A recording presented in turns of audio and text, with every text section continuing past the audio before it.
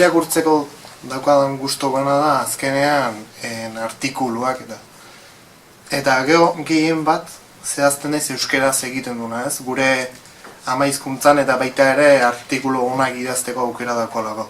Baita ere beste hizkuntzetan aukera izaten da irakurtzeko, baina bueno, azken finean bertako dana eta gero eskala lokaletik eskala internazionala pasatzeko albisteak eta hori irakurtzeko aukera da honen, hori aprobetxatzen dut.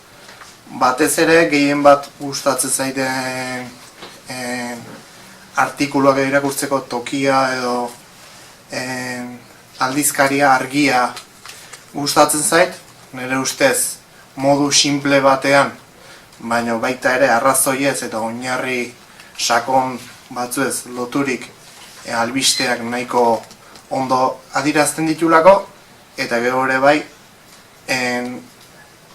niri gehien bat gustatzen dizkiten gaiak, bai euskera, bai ingurumena, bai arlo sozial eta kulturalak ondo lantzen dituelako. Orduan, adieraz munduan ze pasatzen da, edo Euskal Herrian ze pasatzen da jakiteko aukera handia ematen duen aldizkaria da.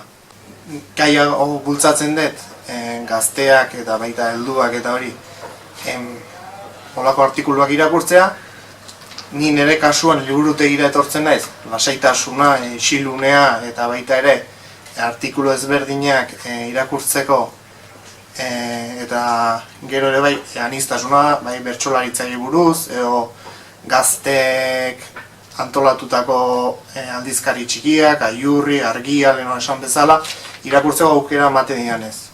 Eta bueno, nik nola uste duten holako artikuluak bai gizako kohesioa eta arlo intergenerazionalak lotzeko erreztasuna dutenez, irakurtzera bultzatzen dut, hona etortzen dien irakurlea gehien nahi.